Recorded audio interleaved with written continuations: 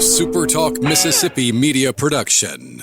The Common Collector is the premier local sports cards and memorabilia destination in Northeast Mississippi, where there's something special for everyone. Visit the Common Collector at 704 Cruz Street in Corinth, open Wednesday to Saturday. Oh, yeah. Good morning, Mississippi. Everything gonna be all right this morning. Mornings with Richard Cross. Oh, yeah. Here on SuperTalk Mississippi. Woo!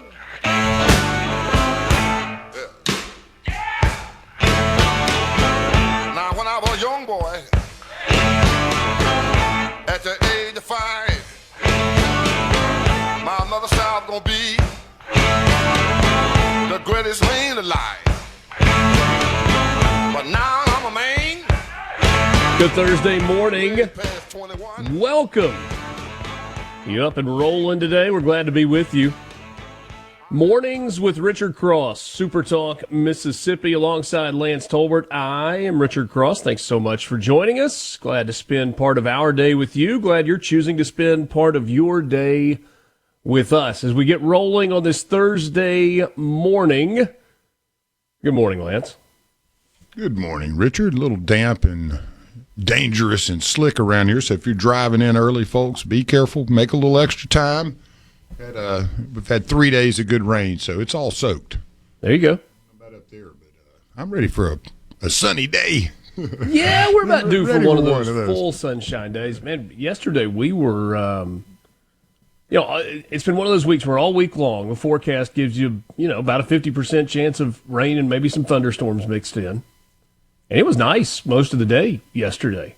Got a little bit muggy later in the day, and then we were on the way to M-Trade Park for Obie's flag football game last night, and the sky was getting dark. The season flag football already, huh? That's right. They get a spring league and a fall league. How much fun? Yeah, it is fun. It really is. So I had taken my oldest daughter out to the golf course. We hit golf balls for a little while. And we were coming in to go to Obie's flag football game. Clouds are starting to get a little bit darker. That humidity's dropping because the breeze picked up a little bit. And you're like, maybe. And it keeps getting darker, and we get a message that's like, hey, games are canceled. Lightning just struck. I'm like, all right, let's go to the house. About 15 minutes after we got home. I don't know, right around 6 o'clock last night. I mean, the skies opened, and it poured. About an hour. It has been coming down. Eased on out of there. By bedtime last night, the driveway was dry. Everything was ready by then. Yep. The plants look great. You got to give it that. I mean, the roses and everything are blooming and beautiful. Grass is greened up. I mean, it does make a pretty picture, when you get all the rain. And because it's been bleak. You get the browns and the grays and all that, and it's all white and gray. Now it's a little different. Getting some yellows and pretty. I enjoy it. It's nice. It's a nice change up. It's something you wait for, and then you just kind of have to endure the rain for it. Last couple of weeks, you've had all the blooms. Right now, it's weird how you watch the transition. You get the buds, and then you get the full blooms. And our azaleas were spectacular this year. Beautiful, and they held on for a couple of weeks. Yeah, the one I have one left after all of the. But death, when all the petals start falling.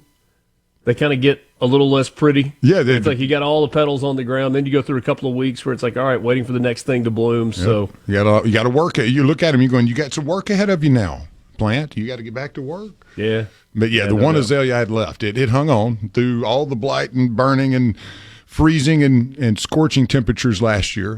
One hung on, and the rest had to be pulled out. But it really had a good bloom. I was so excited to see it because last year it didn't do anything. It was in such shock. It was like, I want to die. I'm like, no, I'm not going to let you. But it hung on, and I probably had about 50 good ones on that recovering plant. And like you said, got about 2 weeks out of it, and it's been dropping them. Dogs, the bird dog likes to kind of try to eat them. He thinks they're butterflies until they're not, They are not. They're not. Yeah, he figures that out. He's like, it looks like a butterfly. More on Garden Mama coming your way on Saturday morning. Well, with the rain, it is. I'm with you. Yeah, topical. I love when people get up there and you have that little bit of a. You're excited about your day, and I always find that flowers and pretty stuff do help you do that, especially when it's been pouring down rain for 3 days. So. I digress. I apologize for getting off on pretty stuff. No, I'm messing with you. I ain't talking yard. I mean, our our azaleas are old, like mature. So they've kind of made it through all the trials and tribulations, and they're just waiting on their term to pop at the beginning of the year. We put some new azaleas out this year, so hopefully we'll get the blooms on those in the fall. We get a message on the C Spire text line, 601-879-4395. Be careful on the roads. Super foggy. Turn on your headlights. It is North Mississippi especially. All the little low spots you got to worry about, too, because all the rain that's been accumulating in the roads and stuff. Just make sure you got your lights on and taking it easy through those spots. Yeah. Because it is building up. Low beams. You don't want the high beams in the fog. Yeah, that's kind of the end thing. I think that's kind of the end thing these days is getting bright lighted while you're driving. But, hey, you're right. The fog lights, the low beams only work when it's foggy. The high ones do not. Tupelo, you got variable clouds with some scattered thunderstorms today, high of around 85, winds 5 to 10 miles an hour out of the south-southeast. Your chance of rain, 40%. What about in Mathiston? Got some rain showers this morning, some scattered thunderstorms this afternoon. You're going to hit 79 degrees, about a 50-50 chance of rain. Richland, just south of Jackson, scattered thunderstorms developing during the afternoon, 82 degrees, winds out of the south at about 5 to 10 miles an hour. And you, too, have a 50% chance of rain today. And little windier today in Waveland, 20 miles an hour, 10 to 20 out of the southeast, mostly cloudy. May have a shower, possible thunderstorm, going to be right around 78 on this 24th day of April, Thursday morning. 83 years old today. That's how old Barbara Streisand is, the pop singer. She is. She's got the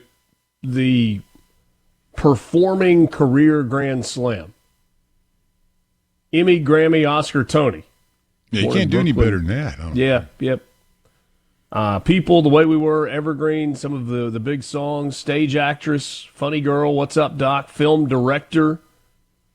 So she has done a lot of things. She's had some causes too, right? She's been passionate about some things.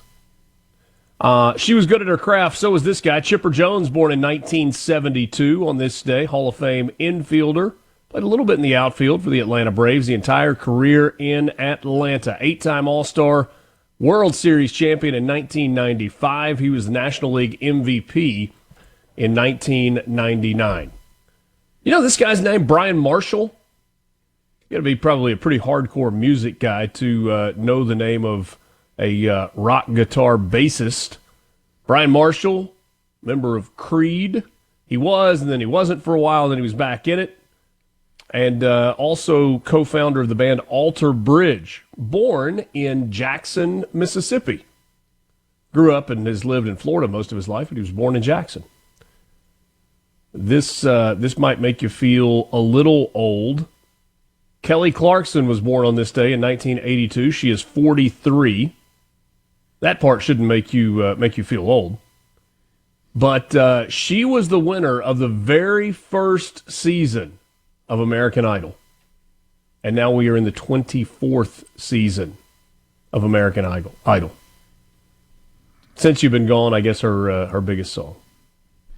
Amazing that it's been that long, honestly. It just feels like yesterday that American Idol, 25 years though. Whew. Yeah. Where does time go, Richard? Who were the original judges? It was Simon and Randy and Paula. Was Paula Abdul the original third judge? That's who I was thinking, but I don't remember if she was the original third judge. Yeah, that may be right. Know. On this day in 1184, the traditional date that is considered the day that the Greeks enter Troy inside the Trojan horse. You got that big old wooden horse making its way into Troy, and they're going, what is that? Just let it in. Well, I mean, and thank goodness they did that, because then Brad Pitt wouldn't have been able to make that movie, where he was Achilles. So, pretty good movie. On this day in 1913, the Woolworth Building opened in New York City. Woolworths. Built by Frank Winfield Woolworth, 792 feet tall then. At the time, it was the tallest building in the world, and it cost $13.5 million. A 792-foot skyscraper for $13.5 million to Sounds build like a it. deal, yeah. It really does sound like a deal, doesn't like it? they got their money's worth on that. Even with inflation, put in, it sounds like a deal. On this day in 1979, the state of Georgia designated Ray Charles' rendition of Georgia on My Mind as its official state song. Now, what Steve Azar has done with One Mississippi is spectacular. Georgia on My Mind was kind of made for Georgia as the state song, even though it wasn't specifically supposed to be the state song. And when you get the great crooner Ray Charles, Georgia. And one more. Tonight marks the beginning of the NFL draft for 2025. It was 21 years ago today, 2004, when Eli Manning was taken with the first pick overall by, you remember the drama? Oh, yeah. It was the San Diego Chargers that took him first. About 45 minutes later, there was a trade, and Eli Manning, the number one pick of the draft, was a New York Giant, where he would go on to become a two-time Super Bowl MVP. From the Venable Glass. Take a deep dive into the news and debates driving the day, all on your ride to work. Mornings with Richard Cross, Super Talk, Mississippi.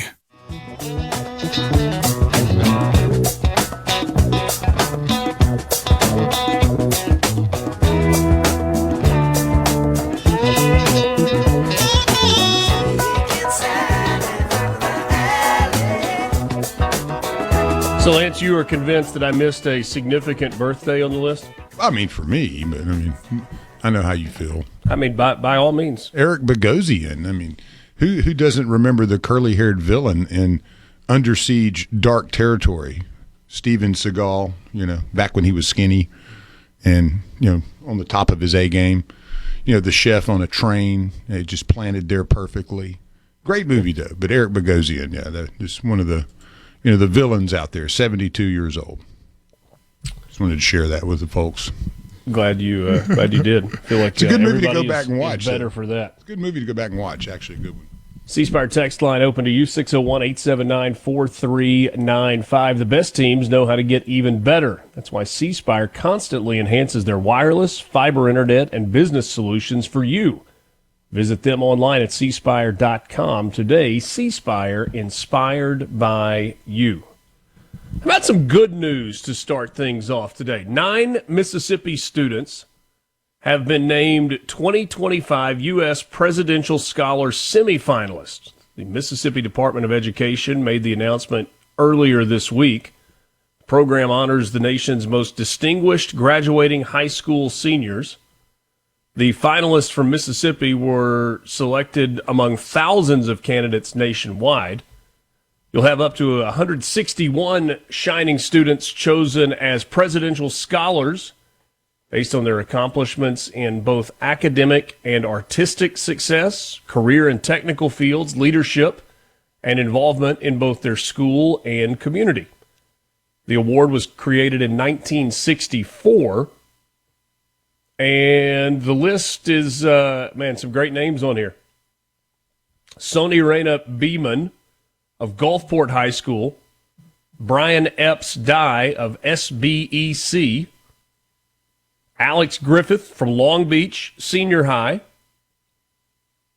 Emily, forgive me if I'm mispronouncing the last name, Gia, Madison Central High School, Nicholas Katsaboulis from Jackson Prep, Celia Lane from St. Andrews Episcopal School, Jackson Alexander Pierce from Gulfport, Pranay Reddy from St. Andrews, and Ryan Wu from the Mississippi School for Math and Science, MSMS. Big-time accomplishment for those 9 young people here in Mississippi. Congratulations. When you said 1964, I was thinking that maybe it was a fairly new event, and that's why I didn't win it. But that's not the reason, apparently. Huh? You technically were eligible, but you disqualified yourself, Lance. I don't know. You and I are in the same boat, though. Huh? Disqualified ourselves. It's not that we weren't eligible for the award. Just not smart enough for the award. Yeah, I get you there. Yes, I was like, man, I could have worn. Nah, not smart enough. Not smart enough. We had all of the municipal elections a couple of days ago on Tuesday, and we talked a good bit about that yesterday. But lost in all of that was that there were a couple of races for the House of Representatives in the Mississippi House. You had 2 lawmakers who passed away during the last section, Andy Stepp representing District 23 and Charles Young Jr. representing District 82. And so voters were asked to elect candidates to fill the unexpired terms of both of those spots. District 23, which encompasses Calhoun and parts of Lafayette, Pontotoc, and Webster counties, really, really close race. Unofficial results as of yesterday show that Perry Bailey had a slight lead over Colby Bollinger. Bailey is a farmer, a businessman, previously held the seat as a Republican after former state representative Jim Beckett resigned, and after a brief stint at the Capitol, he served on multiple committees during, including the Agriculture Committee and the Forestry Committee. He lost, though, to Andy Stepp in his bid for re-election in 2023, so back on the ballot. Slight lead for him. Bollinger, who had was 32 votes behind Bailey while they were still counting affidavit ballots, serves on the Calhoun County School District's board and leans far to the right with his anti-abortion and tax-cutting platform points. So we'll see once the affidavits are completed if Perry Bailey ultimately gets that seat. And then in District 82, parts of Lauderdale County, including Meridian, the race between Gregory Elliott and Joseph Norwood was called. Elliott getting 65% of the vote, known for his community work, serving on the Meridian Civil Service Commission, and got public support from some of Charles Young's family members. Because this was a special election, there were no party affiliations, so both candidates were technically independent in this election. Unclear if Elliott will declare a party upon being sworn in. Charles Young Jr. held the position as a Democrat from 2012 until he passed away in December. So the tariff conversation rolls on. And the news yesterday was that the Trump administration is considering reducing tariffs on Chinese imports so as to de-escalate trade tensions. You may have seen the quote yesterday, or I guess it was Tuesday afternoon, from Donald Trump, in which he said he was willing to cut tariffs on Chinese goods and that the 145% tariffs that he imposed on China during the beginning of this second term would come down. But Trump said, quote, "It won't be zero," close quote.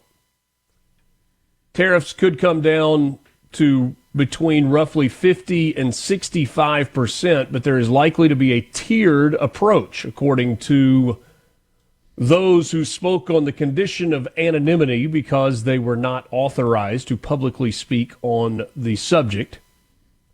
That tiered approach might include 35% levies for items that are non-national security threats and tariffs of at least 100% for items that are deemed opposite to the strategic interests of the United States. China has signaled that it is willing to talk trade with the United States, but Xi Jinping and his emissaries have said that they would not negotiate under continued threats from the White House.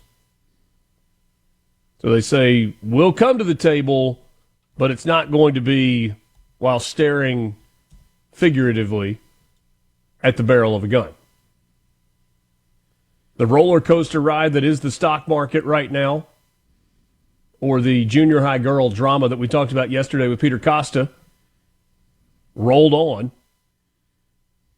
Stocks in pre-market trading are down below 40,000 today in the Dow, about 0.4 of a point. S&P futures are down 1/4 of a point. NASDAQ futures down about 1/4 of a point. Oil up about a percentage point. And the 10-year Treasury is down, about 39 basis points.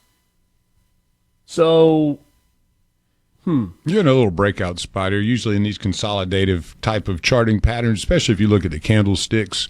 You'll have like a pennant. It kind of looks like an I have no idea what you just said. Consolidated trading patterns looking like candlesticks. Well, no, you use candlesticks, which are the, open-ended greens and reds, but there's a lot of little formations that happen in there. But when you have trading consolidate like this, where it's tightening up as you go further in time, like a pennant that you would see on the wall of your room when you were a kid, a big opening side, and then it kind of looks like a sideways triangle, and that's what you're getting a little bit. So that means indecision. People are waiting to see whether these tariffs are likely going to be pushed down a bit or what. But traders are waiting. They're looking for something, and generally speaking, it's going to bust out either way with pretty good vigor. Generally, That's usually what you get there. Okay. So if indeed the market gets the reaction that they're looking for, I could imagine, again, I'm not predicting anything, that you would see a nice little upside. If it doesn't, you may see a little bit more of the volatility on the downside. But that's kind of what that pattern looks like right now and what it's telling you. And if we continue with our theme of the market reacting to every little rumor or every little nugget of information, then this may not help. Gave you the United States side of the story. China says, this is, by the way, according to their Ministry of Commerce, He Yadong. That's an interesting name. At present, there are absolutely no negotiations on the economy and trade between China and the U.S. Donald Trump and Scott Bessent have both said this week that there might be easing intentions with China. But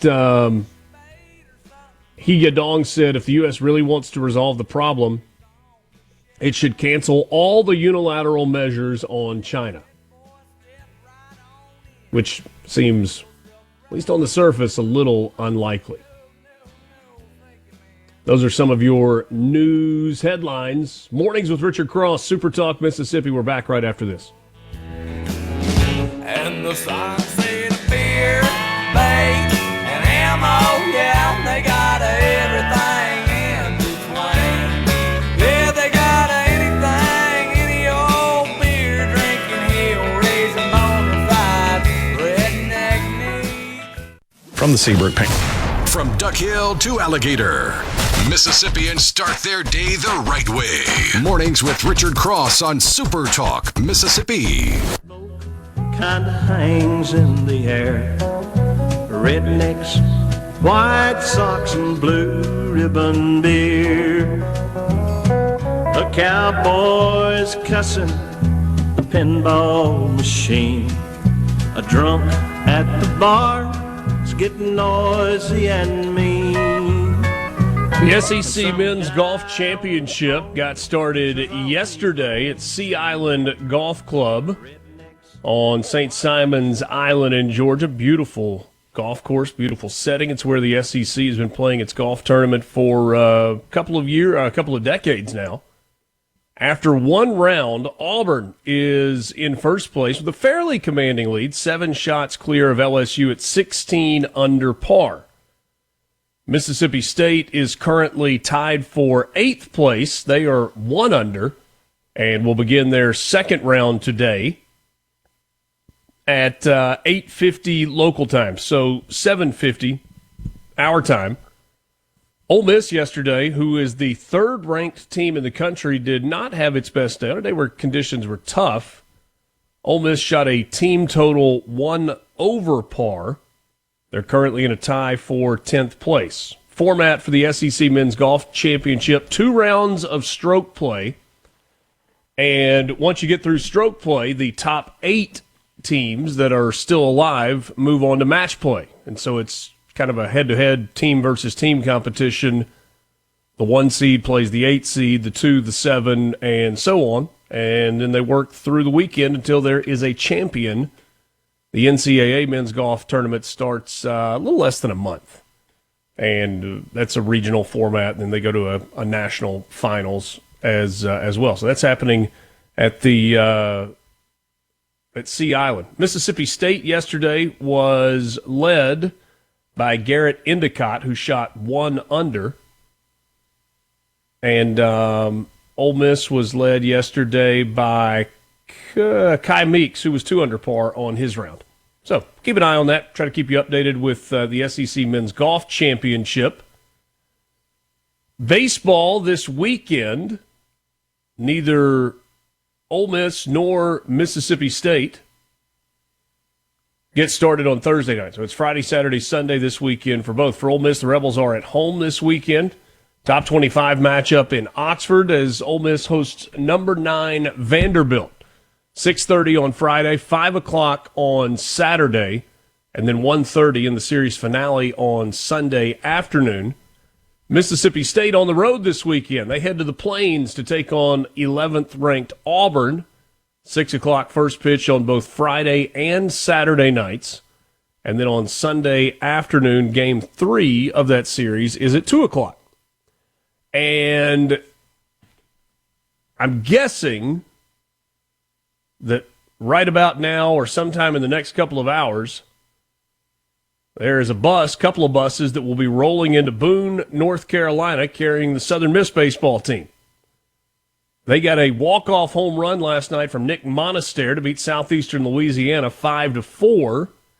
And Christian Ostrander, the head coach for Southern Miss, told us on Monday on Sports Talk Mississippi that when the Golden Eagles finish up that game and they shower and get cleaned up, they're going to load up on a couple of sleeper buses, and they would head north and east. Boone, North Carolina. Appalachian State is the opponent this weekend for Southern Miss. Monaster is tearing it up, man. I mean, how many game-winning bombs does the guy have? I mean, yeah. His dad's one of my great friends. We grew up together. Mom, too, and then Jake Cook the same way. But those guys have been playing great baseball. And, the sleeper bus, I have a – one day we'll talk about our experience on the sleeper bus. They scare me, though. Goodness.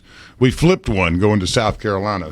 Were you in the bunk? Yeah. No, we were in the back watching the movie, me and T-Hud and a bunch of us, when it flipped over into a ditch right outside of town. If anybody knows the little I think it's called Thomasville, headed toward New Albany. Little gas station there. Somebody pulled out in front of us. It was a rainy day. Oh, so y'all had barely gotten on the road. We had barely gotten on the road. We had a long trip ahead of us. And, so we were the lead bus. And that thing, I remember feeling it slide, and it flipped over on its side, and we were all climbing out the side window. As you open the window, though, there was this river flowing by on one side, and we were all like, what in the world is going on? We had the blinds down. We didn't know what happened.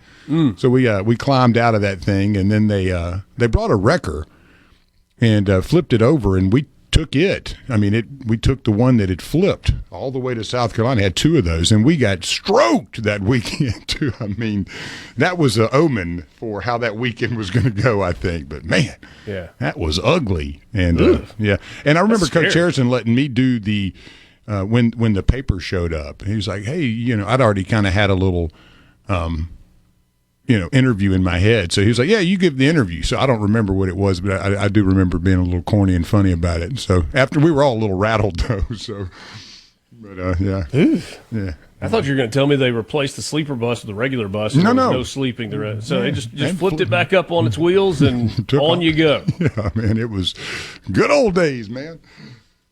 Man. That's scary. There's a Harrison, Keith Kessinger, I think, was in our bus. Yeah, they were all up front. They saw it happening. We were in the back with the doors closed and the movie playing, blinds down. Like, this is going to be a great trip. I'm going to have to ask Kess about that this weekend. Yeah. I've got a couple of the Ole Miss games on TV. I think maybe Tom Flenor was with us in that bus, too, I think. You may have heard about the House case. You've been keeping up with college athletics and have looked at this and said, there really needs to be something in place that gives some guardrails. I don't know that there are many guardrails here, but schools all over the country have been waiting on a ruling from Judge Claudia Wilkin on whether or not they can move forward with revenue sharing and the new roster construction for sports. And federal judge Claudia Wilkin said, yes, but not yet. There was one particular thing that she did not like in the settlement as part of this revenue sharing model that teams have signed on for and need so that there is some level of stability in college athletics. Roster limits are part of the equation. And in some cases, it's bigger rosters, but it also caps the number of people that you can have that are not on scholarship, which doesn't actually, it just kind of gets away with gets rid of the walk-on program.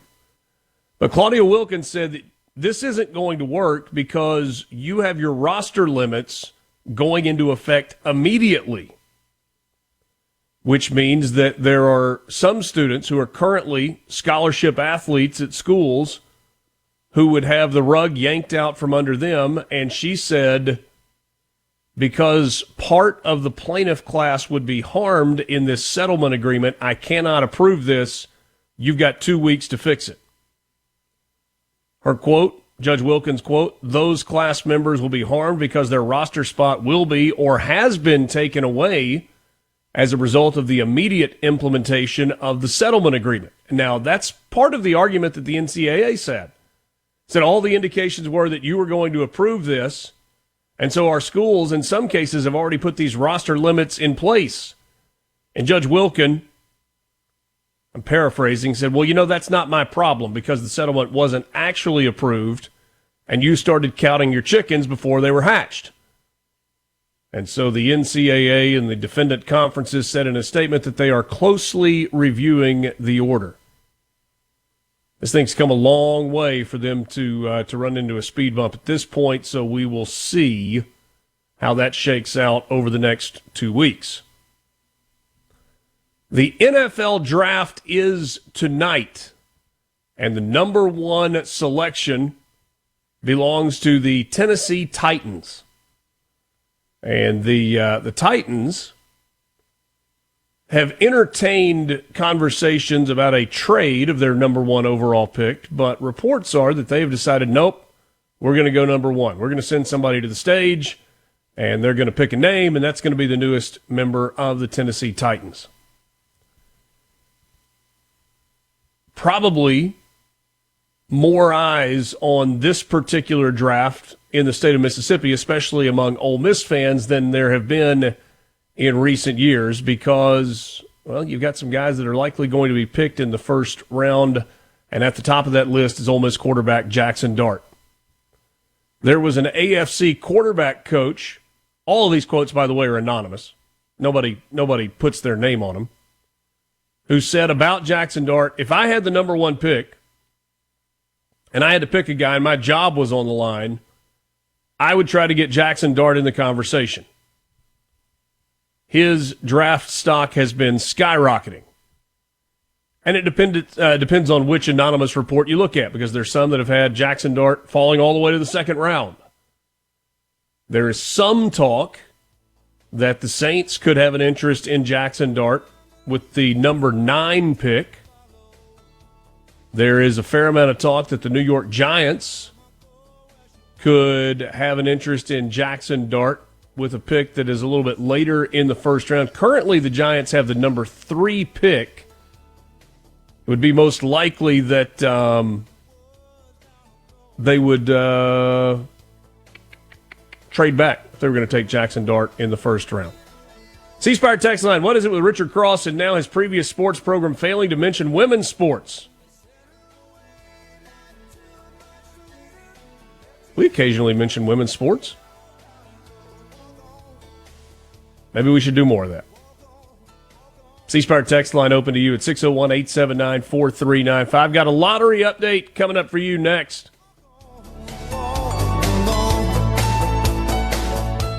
From the Venable Glass. Mississippi, you're starting your day off right. Welcome to Mornings with Richard Cross here on SuperTalk, Mississippi.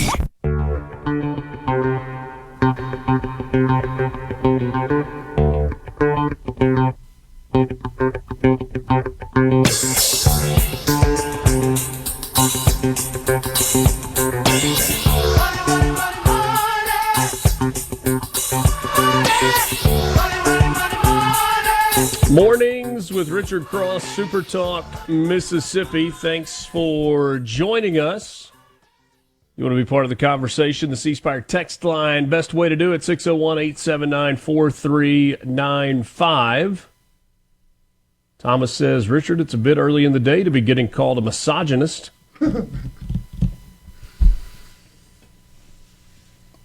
Yeah, it is. It is. Let's get you a lottery update. Lotto America, no jackpot winner last night. That jackpot moves to an estimated $31.5 million. The estimated cash value just shy of $14.5 million. Wednesday night's numbers: 18, 24, 34, 40, 42. The star ball was 8. The all-star bonus multiplier was 3. No jackpot winner last night in Powerball. $168 million is the estimated jackpot for Saturday night's drawing. The estimated cash value, $77 million and change. Wednesday night numbers: 15, 44, 63, 66, 69. The Powerball was 20. The Power Play multiplier was 2. Dang, I missed it by 1. Yeah. Double play numbers from Wednesday, April the 23rd. 37, 42, 49, 54, and 66. You had a Powerball of 26. And the Mega Millions, it's at 60 million. You have no jackpot winner on that yet. And the jackpot for the Friday drawing, 26.9 million, is your take-home pay out of that 60 million. So the numbers from Tuesday's drawing, 25, 39, 49, 52, and 65, a Mega Ball of 22. And that cash value, when you get it all at once, there was a time where it felt like it was, I don't know, like 70% of the jackpot total. Yeah. But because of, I think I read somewhere that it kind of coincides with the bond market in terms of like long-term investing, and because bond rates had been low, those numbers, I don't know. Yeah, I've never looked into that, actually. That's a great point. Yeah. But I mean, it's less than 50% of the jackpot total if you take that estimated cash value. Still a lot of money, though. Oh, yeah. No jackpot winner on the Mississippi Match 505,000 is the jackpot tonight. The numbers from Wednesday night: 4, 5, 17, 24, 32. Cash 3, $500 midday, 907. Evening, 464. Cash 4, $5,000 midday drawing, 0742. Evening, 3313. Fireball of 8 in the midday with a cash pop of 7. Evening, fireball of 1. Cash pop of 13. We've been watching Lotto America for a long time as that jackpot has just grown and grown. It officially has hit a milestone. An entire year without a winner on Lotto America. As of today, the jackpot stands at $31.55 million, making it the second largest in Lotto America history. Could a Mississippi lottery player break the streak and take home the prize? Next drawing set for Saturday night, when history will hopefully be made with a first-ever Mississippi Lotto America jackpot winner. Purchase your tickets at Mississippi Lottery authorized retailers today. Can you imagine if Mega Millions or Powerball just rolled over for an entire year without a winner? Oh, man, that would be $1 billion, huh? Oh, it'd be well way over more than that. I mean, we've had it go 6 months. Mm-hmm. But the thing is, once you get to that massive number, there's a spike in the number of tickets that are sold, and so the number of chances for people to win goes up. And that jackpot grows more because of the number of tickets sold.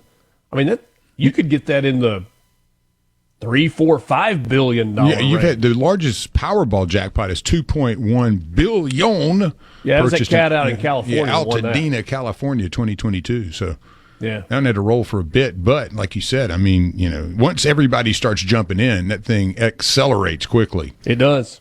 Mississippi Lottery will announce the second winner of the NASCAR Powerball playoff later today, with one lucky winner taking home $8,500 in cold hard cash, plus an early bird bonus of $3,500, total prize of $12,000.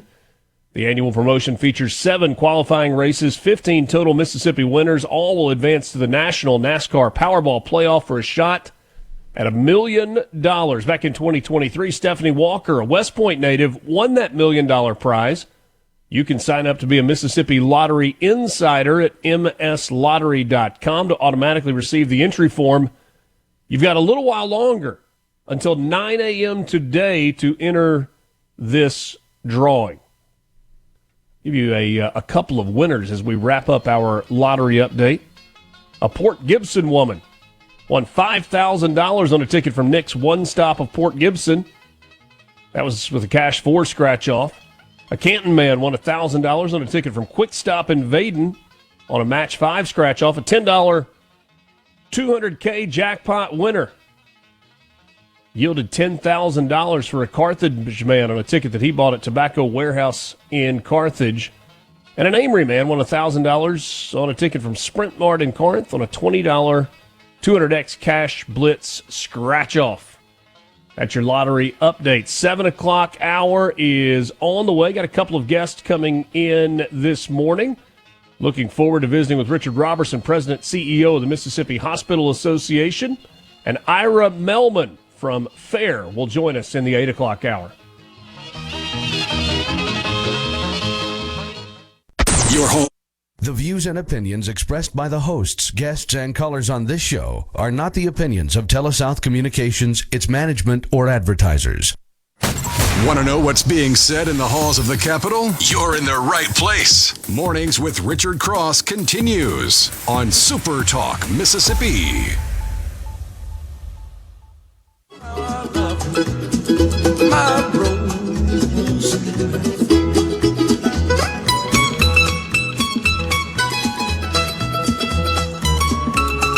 7 o'clock hour, it's Mornings with Richard Cross, SuperTalk Mississippi. Thanks for starting your day with us. If you want to be a part of the conversation, we would love to hear from you on the C Spire text line at 601-879-4395. In sports and business, having the right team behind you matters. Partner with C Spire today for business solutions from dedicated certified IT engineers. Learn more at cspire.com. C-Spire, inspired by you.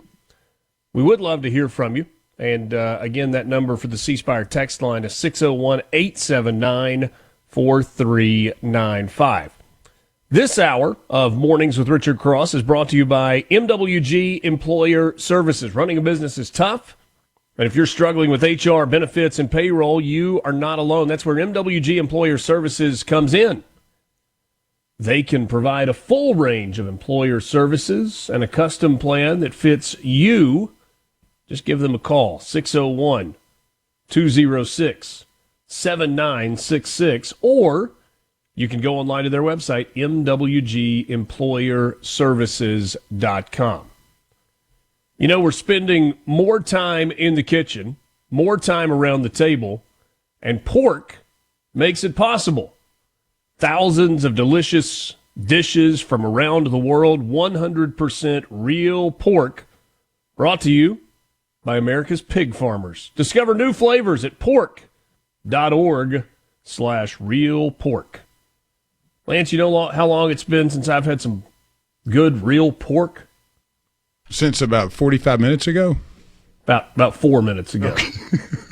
Grabbed a piece of bacon during the break, and it was spectacular. Spectacular. I can't turn it down. There's so many ways to prepare pork, but my favorite is just taking thick-cut bacon and throwing it in some peanut oil in a cast-iron skillet. Get it real hot first, and then just drop it in and pull it out, and it's so crunchy and ready to go. And you don't have to babysit it. You know, it's just you better get it out quick, but I think that's my favorite way of consuming pork is crunchy fried bacon. What about you, man? You got a specific that you like the best? You know? Crispy. Cook my bacon crispy. Yeah, you got to. Almost I grew up with a mamaw that loved to get it just about burned. And that had the best flavor to it. It's something about that smell too. Of almost burnt bacon. It just makes my mouth water. Yeah, I would like my bacon to stand at attention and salute. There you go. We had a great brunch. Don't need any floppy bacon. No, the bacon this past weekend, Sunday, for our brunch at the clubhouse, I have to give them credit. And I asked them, so what did y'all do this time with the bacon? The whole table ate our weight in it. And they're like, we glazed it with this, and then we put it in the oven and baked it. And every piece was perfect. And, it was just so beautiful. There you go. So, yeah, I'm with you, man. Bacon is love, as somebody used to tell me. Yeah. Larry and Mize, are you endorsing Kim Wade for mayor of Jackson? Yes, I have not handed down an official endorsement for the mayor's race in Jackson, and honestly don't know that I'm qualified to do so. I will say it is a long, hard road ahead for anybody whose name is not Senator John Horn that wants to be mayor in Jackson going forward. Richard, if you were to guess who would be on the 2028 presidential ballot, who would the Republican and Democrat be?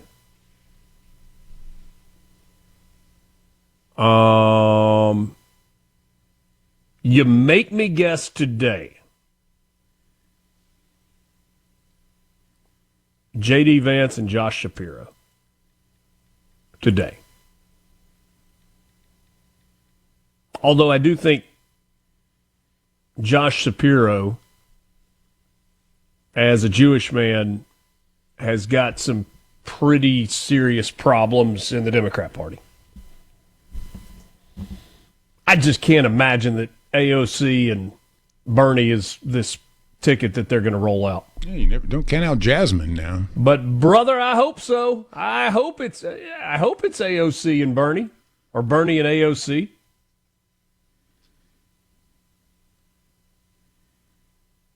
Gavin Newsom, maybe? I don't know. Hey, I want to get to at least start on this. We're not going to have time to finish this story, but this is big. You remember the PBM conversation during the legislative session this year. We talked a fair amount about pharmacy benefit managers. Lance talked about a personal experience with that and kind of watching it up close. We heard from lots of independent pharmacists, independent pharmacy owners talking about the difficult road that they are facing just to keep their businesses open because of the pennies on the dollar reimbursement that they are receiving for medicines that they are selling and in some cases really losing money. We heard from the kind of the pro-business side of the argument about legitimate concern that exists for big business and the fact that eliminating PBMs might cost them more money. And ultimately, we got nothing in terms of legislation of significance that figured out this middleman problem in the pharmaceutical industry. Ohio is not the same. Ohio is not the same. Pharmacy middlemen working in Ohio on behalf of huge health conglomerates have long claimed that they keep drug costs down. But a report that came out last week speaks to the contrary. The Ohio Department of Medicaid had been burned in the past by big middlemen, and pharmacies for years had been claiming that their reimbursements were so scant they could barely stay in business. So back in 2022, the Medicaid department in the state of Ohio decided to put their foot in the rear end of PBMs and kick them out the door. The result? Dispensing fees paid to pharmacies were boosted more than, on average, 1,200%, and the new setup achieved savings of $140 million over a 2-year period. And it resulted in perhaps the most robust in-network pharmacy opportunity for Ohioans of any in the country. A Medicaid department part of the report that came from the Ohio Medicaid Department said, bottom line, the new system delivers on its goals of accountability, transparency, and fairness while doing so at a significantly lower administrative overhead cost to taxpayers. We've talked about this before. The three biggest PBMs in the United States are owned by United Health Group, CVS Health, CVS Caremark, and Cigna Express Scripts.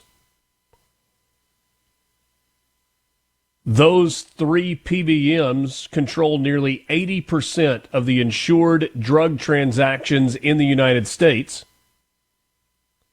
And so they have an incredible amount of leverage. Now, PBMs have told you through the years that they use their size to squeeze savings from drug makers and pharmacies that they pass along to the insurers they represent. And yet, health insurance and pharmacy benefit insurance has continued to go up. The conglomerates that own those three largest PBMs said that they've got firewalls in place to make sure that there's no pressure, no unfair advantage. PBMs, though, not the most transparent. And the Ohio Department of Medicaid learned that the transparency that they were claiming actually wasn't so.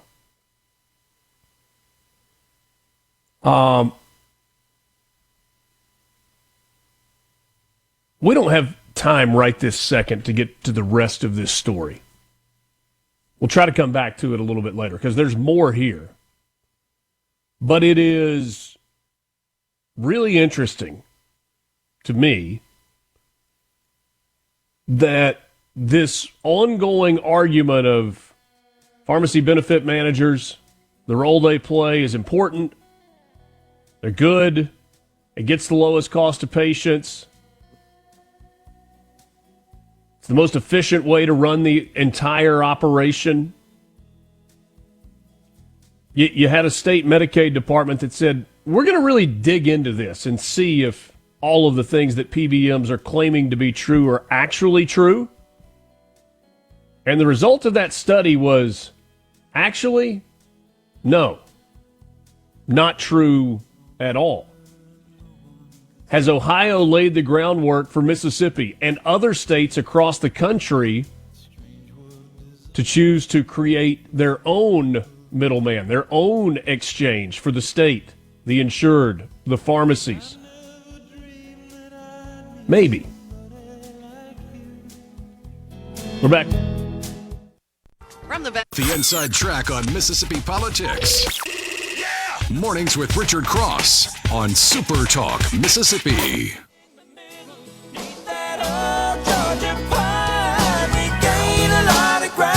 Mornings with Richard Cross is brought to you in part by Pine Grove Behavioral Health and Addiction Services in Hattiesburg, Mississippi. Their phone number, 1-888-574-HOPE. That's 1-888-574-4673. Online, pinegrovetreatment.com. I want to try and give you a quick summary of this PBM story that we were talking about, and we can come back and talk about it more in detail. It's an issue that's passionate to many, that stirs great passion in many of you. The crux of the story is this. The Columbus Dispatch, a newspaper in Columbus, Ohio, took on an investigation in 2018. They gathered confidential reimbursement data from dozens of pharmacies, compared them to Medicaid claims data, and determined that there were two PBMs that were charging the state a lot more for drugs than they were paying the pharmacies that had bought and dispensed them.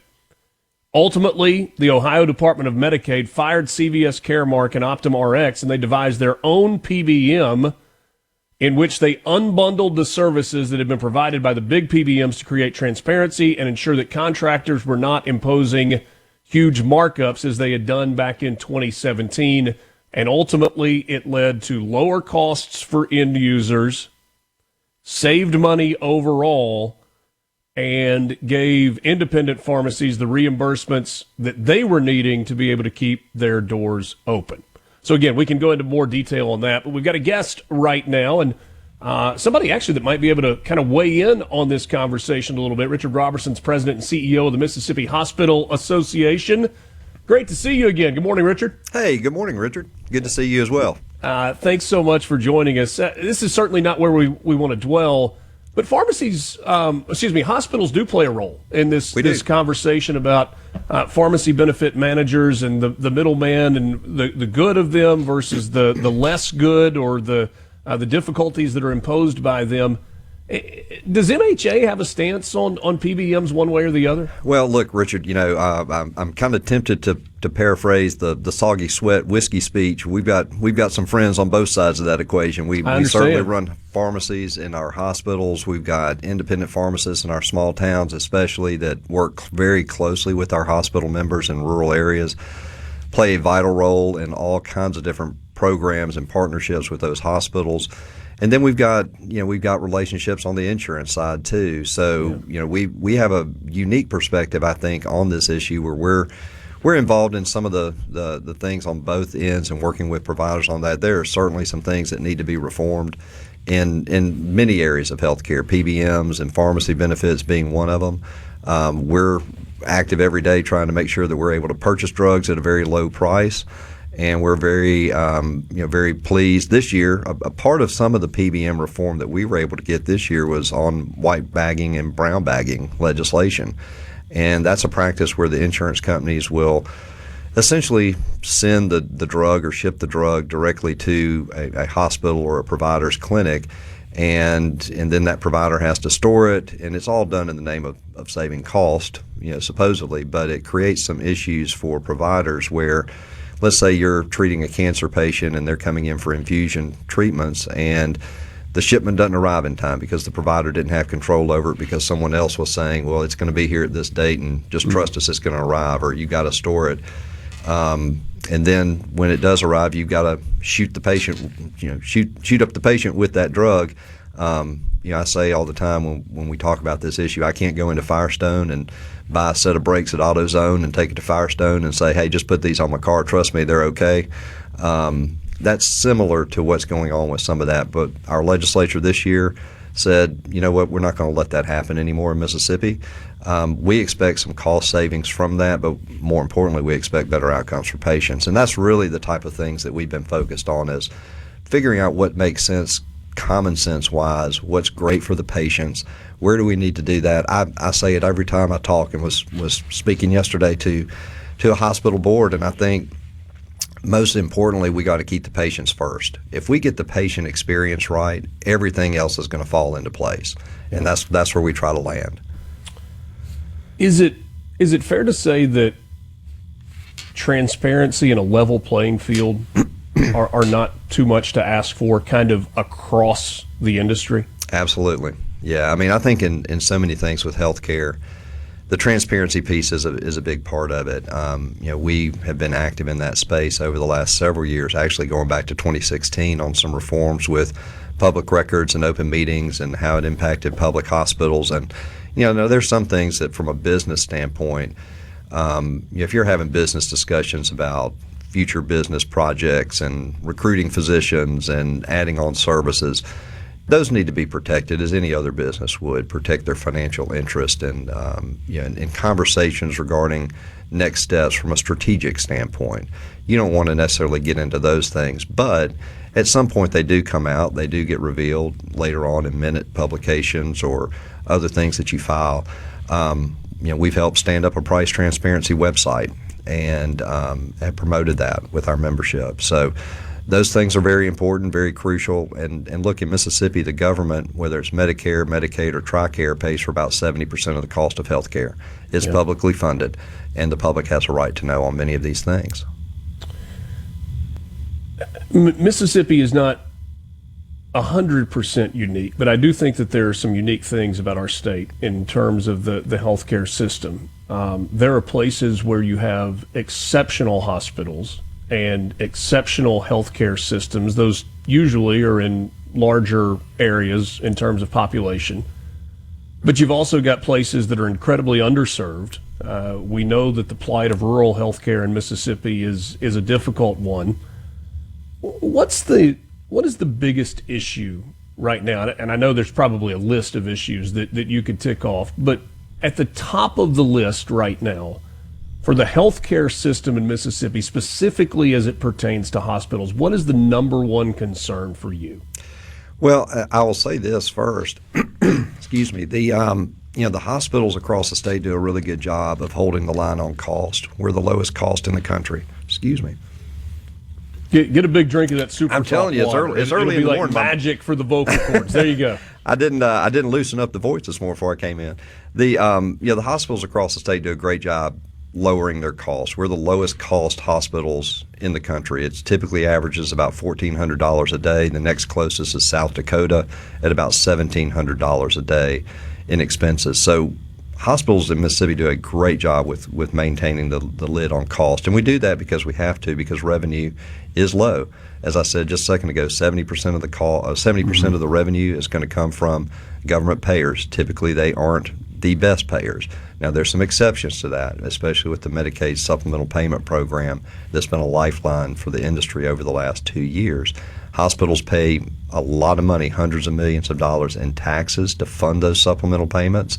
So it's not entirely off the back of the hospital. We do have to pay taxes to fund that, but the return on that, because of the match rate, makes that very viable. And that has been a lifeline, and it helps true up the Medicaid payments to make it more of a commercial rate payment, which again is just vital. So revenue is the big thing. I'll say this though, when you look at some of the quality scores that have come out across the state, two of the highest rated hospitals in the state for years have been Baptist Hospital in Columbus and Baptist Hospital in New Albany. So not necessarily the big urban centers. Certainly they do a great job in their community, and they have very, very consistently been the two highest rated hospitals in the state for a long, long time. And so we talk a lot about the big hospitals, the 400, 500, 600 bed hospitals, many of whom also do a great job. But it's, I think it's worth saying that you can receive excellent quality care no matter where you are in Mississippi. And was just down at Field Hospital yesterday in Southwest Mississippi, a facility that was built just a little over a decade ago, and it is a beautiful campus. And those patients are being very well cared for down there, and was also in Copiah County, down in Hazelhurst, and another beautiful campus. Their community supports that hospital, and you can receive excellent care there as well. What do you make about the legislation that Senator Wicker is introducing right now, the Spark program that would give the opportunity for more specialists in rural healthcare settings in a way that their student loans are repaid, so that they don't have that burden and maybe choose to work in a smaller or a more rural setting? Yeah, I think that a program such as that is great. We've had some different programs through the years in Mississippi. We currently have a rural physician scholarship program that accomplishes some of those same goals, which essentially is to help pay for the education if you're going to stay in a rural area. So those programs are vital, and we've got hundreds of physicians in that program right now. They stay in Mississippi. What we'd like to see more of is a distribution of those physicians across the state into some. We've got rural and we've got really rural. And so there's some really rural areas that are very heavily challenged that we need to get more physicians into. Visiting with Richard Roberson, President and CEO of the Mississippi Hospital Association. We will talk at least around DOGE when we come back, the Department of Government Efficiency. We see money that's being cut in lots and lots of different areas. We know that changes are coming to Medicaid, Medicare. What is that going to look like? What is MHA helping its members prepare for? We'll continue the conversation on the other side of this timeout. Mornings with Richard Cross on SuperTalk Mississippi.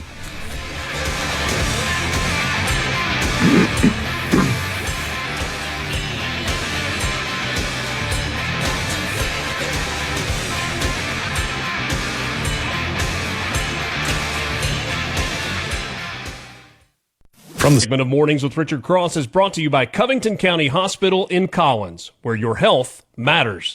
Keeping Mississippi in the know, one morning at a time. Mornings with Richard Cross on SuperTalk Mississippi.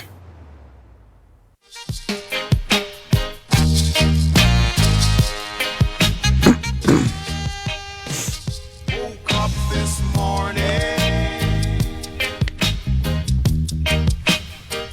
with a funny Back with you, Mornings with Richard Cross, SuperTalk Mississippi, streaming at supertalk.fm, SuperTalk TV. If you've used an AI platform for anything, you know that there's a function that you can ask for help. Whether you're talking about Grok on X or ChatGPT, and you can take a really complicated subject and say, hey, explain it to me like I'm a fifth grader. Richard, I'm going to ask you to do that. I'm going to ask you to be AI here just for a second. We'll get to some of those cuts in a second. If I want to buy a brand new leather football, let's say it costs $100. That leather football costs $100 at my local sporting goods store. I can buy it on Amazon for $100. I can go to a sporting goods store in Seattle, Washington, and it's $100, and it's $100 in New York. There might be a little bit of variation, but basically that football is $100. But in the healthcare world, if I get a kind of a standard service at a hospital, whether it's an x-ray or a blood test or whatever, it might cost me a certain amount at my hospital in Oxford, a different amount in Seattle, a different amount in New York, a different account if I'm on Medicaid, a different amount if I'm on Medicare, and a different amount if I'm on private insurance, and then, there's the cash price. Why is there so much variation in the cost of a service within the healthcare world?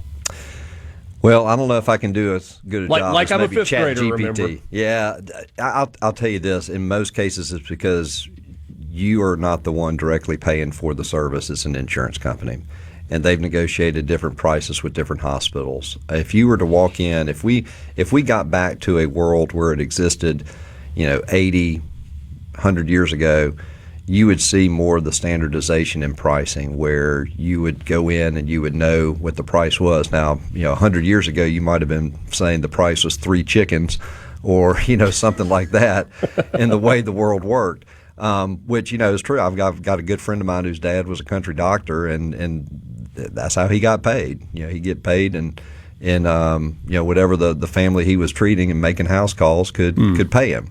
Yeah. And so it might be a chicken. But, so where we've gotten now in healthcare is you as a consumer, if you have insurance, you're paying the difference in many cases between what your insurance company has negotiated with that hospital, and that varies based off of many different things. It varies based on the market you're in, the volume of consumers in that market that are insured by that insurance company. And it varies based on what the cost is for that hospital, because in some cases the hospitals are employing specialists. They're providing a wider array of services, and it costs more to provide those services. And then in some other cases, it's very different. So it's not a big box approach like you might find in some places. And you can go into different stores across the state, and if you buy something at a Main Street business, you may pay a different price than if you buy it at a box store. And so it's maybe not as widely varied, but you're going to see some distinctions there based off of purchasing power and how you do things. And hospitals aren't very different in that regard, where based on their ability to procure whatever the service is or the product is or the supply is or the equipment, they've got to pass that cost along, and there's some variation there. And I do think you're seeing some of that come back to kind of a middle ground where you're not seeing the just, totally opposite ends of the spectrum cost. I think over the last several years, things like price transparency have come into place, and people are more focused on that. And, but at the end of the day, a lot of it has to do with, Medicare's negotiating one price, Medicaid's paying another price, Medicare Advantage is paying a price. Commercial insurance companies are paying a price. So you and I don't go in and pay that price. We don't, we don't negotiate with that hospital or with that physician's office. And the same thing happens in physicians' offices, pharmacies. A lot of what you pay is based off of who your coverage is with. And if you don't have coverage, then you are going to pay kind of the sticker price, so to speak. And that will be pretty transparent. I say all the time, if someone in my family seeks health care and goes to a hospital, let's wait until we get that second bill, because it's going to have to run through the insurance process. So that first bill you get is typically not the final bill, because it's going to have to run through, and they're going to have to see what insurance pays, and then that changes a lot of the pricing that we have to pay out of pocket. So I don't know if I did as good as Gronk or Chat GPT, but it is hard to condense a complicated system. But I do think we've got to do some things better. We've got to do some things. In some ways, we can be our own worst enemies on how we have to present this to the patient. And like I said in the earlier segment, if we start focusing on what's best for the patient, all these other things are going to fall into place. And that's where we need to be at the end of the day. Yeah, and when I hear you explain that, I think it maybe illustrates the point that the larger point that I'm thinking about, in that it's more complicated than it has to be. I mean, that's no different than the tax code, right? I mean, it's almost like if your taxes are beyond just, I get one W-2, I'm married and I've got one kid, you probably need an accountant to file your taxes and go through and make sure that it's being done right. I laughed at the letter that's been floating around from Donald Rumsfeld for several years, where he says, I'm smart, I'm educated, I'm old, I've been doing this a long time. I have no idea if what I am filing here is actually accurate. I'm doing the best I can. Here's a check, but I don't know if it's right, and neither does my wife. And it feels like there's some of that within the healthcare, and it's like it just doesn't have to be as complicated as it is. And I can't help but wonder, and this isn't a shot at hospitals at all, this is just like a big picture thought. I can't help but wonder if it has been created in this complicated way to benefit someone financially, whoever that someone is, whether it's insurance companies or hospitals or doctor salaries or anything in between. I don't know who it benefits, but you can't help but wonder if that's part of the reason that it's been made so complicated. Yeah, and look, in any business model, there's going to be different variations in how that business operates and where the money is going. One example I've used before is if you go on a travel app, and maybe you go look at your Hilton app or your Marriott app or IHG for the Holiday Inns and those things, and you look at the pricing there for what a member of their loyalty program pays compared to the rack room rate for a hotel room, and then you go on Expedia, and then maybe you go on Travelocity or Orbitz or Hotels.com, VRBO, you're going to see a lot of different prices based off of how you're procuring those services or how you're procuring that commodity. Hospitals and healthcare are similar in that way, is that if you've got Blue Cross Blue Shield or Humana or Cigna, they've all negotiated different prices based off of maybe where they're insuring an employer. If they're providing services through an employer, particularly a large one, you may see a very different pricing structure, and it's just different people going to the market with very different pricing proposals, very different business intentions in some cases, and it's just a very different place. But it's it's not like it was 80 or 100 years ago for sure, but it is complicated. Richard Roberson's my guest. He's president and CEO of the Mississippi Hospital Association. Spending cuts, DOGE cuts. We've talked lots about Elon Musk, the Department of Government Efficiency. They are trying to find inefficiencies and fraud and waste in all different areas. Everyone, I think, expects that there's going to be a change in the way that Medicaid payments are reimbursed to the state. It's a really complicated issue. We know that.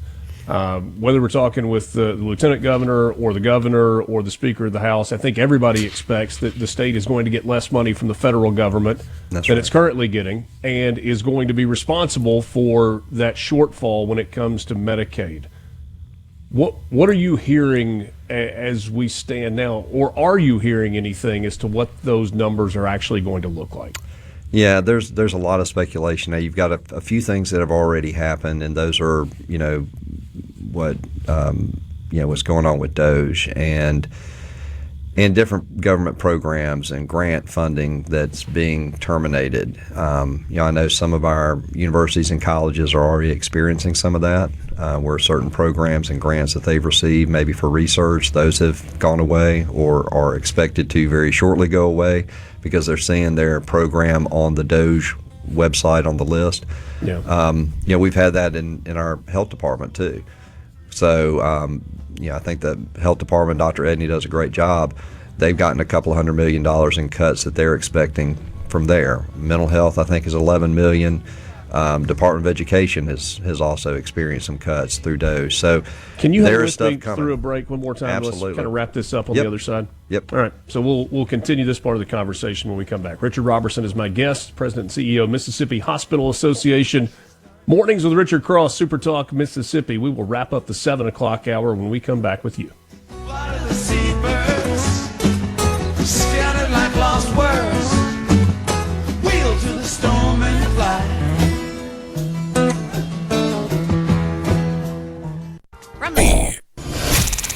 Know where the news is going next. Mornings with Richard Cross on Super Talk, Mississippi.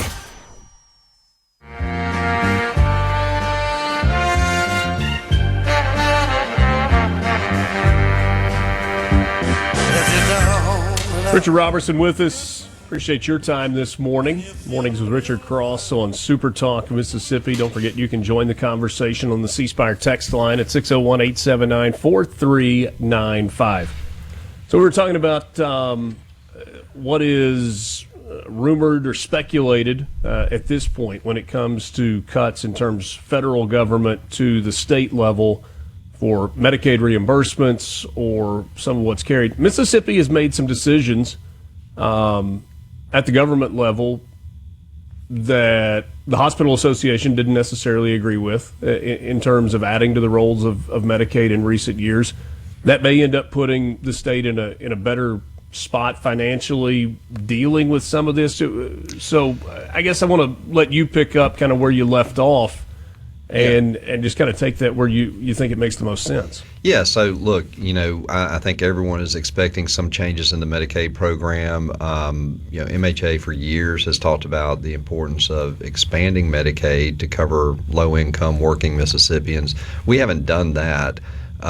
So for other states that are looking at potential cuts to that population or changes in the state and federal match rates, that's not something we're looking at because that's not a program we've done.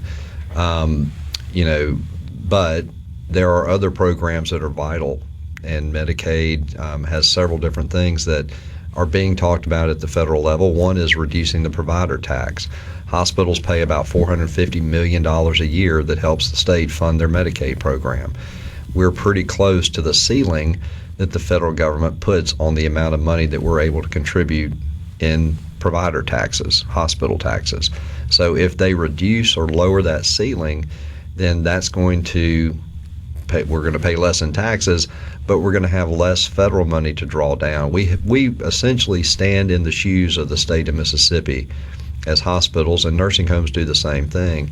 And we help the state fund the state share that then draws down additional federal matching funds. So without that state money, you don't get the federal money. There's the potential for hundreds of millions of dollars to be lost because of that, because of a potential change in that program, which a lot of people right now are fully expecting. It's a 6% ceiling right now on basically 6% of your net patient revenue for hospitals.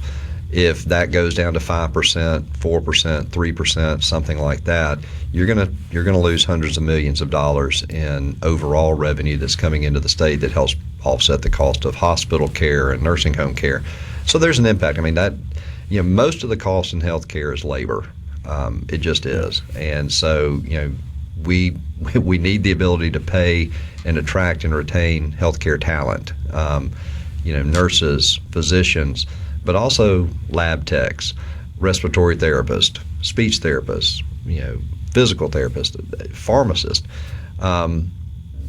Those are important jobs, and we've got to continue to attract them. So, I think you're going to see some things potentially change with work requirements. I think those are going to be put in place for some categories of eligibility. There's many, many dozens of different categories of eligibility, ways that people can qualify for Medicaid.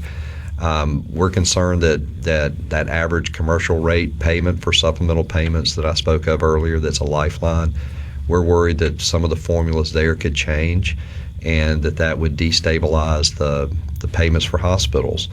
That's something that's absolutely critical for not just our big hospitals, but our rural hospitals too. That has been a lifeline. So those are things. I'm going to be in D.C. in 2 weeks and meeting with some of our delegation on the Hill, right, and hope to find out some more details. What we've talked about so far, right now has really not been any single plan. It's just kind of this general expectation of here's 5, 6, 7, 8 things that may happen.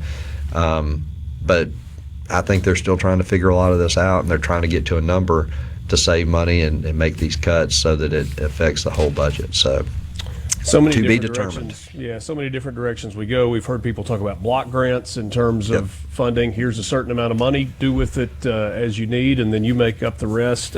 I guess maybe we'll leave it with this, and there's probably not enough time for you even to address this. I know that there is a frustration among people who are hardworking and they pay health insurance, and then they have to go to the hospital for an emergency, and it feels like a shakedown on how are you going to pay? How are you going to pay? And you've paid into your insurance, and you get your bill, and you pay your bill, and then you look to your left or to your right, and you see somebody that has no insurance or is underinsured or whatever the case may be, maybe is not even legal, and they end up not paying anything. And it's like this massive frustration, and yet hospitals don't have the ability to turn away patients who need services. That's right. Yeah, under federal law that was signed back in the 80s, EMTALA, it requires hospitals to diagnose, treat, stabilize, or transfer any patient that comes in through the ER, regardless of ability to pay. And, that is a very challenging, daunting aspect. Folks don't get to walk in Kroger and walk out with a bag of food just because they can't pay. No other businesses that I'm aware of operate in that way, so it makes it kind of tough. Yeah. But they do a great job. Our hospitals all over the state do a great job. They certainly do. And some doing it with limited resources and still doing the best they can. Richard Roberson, President and CEO of the Mississippi Hospital Association. Thanks so much for your time this morning. Thanks, Richard. Always enjoy it. As do I. We got more coming up with you. Mornings with Richard Cross, Super Talk. This hour of Mornings with Richard Cross brought to you in part by Pine Grove Behavioral Health and Addiction Services in Hattiesburg. Find them online at pinegrovetreatment.com or call them at 888-574. No filibuster. Just everything you need to know to start your day smarter. Mornings with Richard Cross on Super Talk, Mississippi.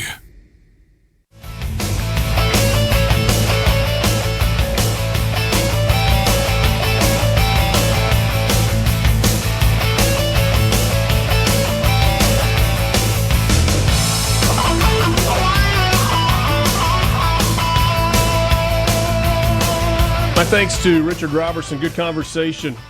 And unfortunately, a conversation that has more questions than answers. Right? I mean, really complicated subject matter, a lot of uncertainty, a lot of things that, regardless of whether or not we view them as fair or just or equitable, just are not going to change because of law that's in place.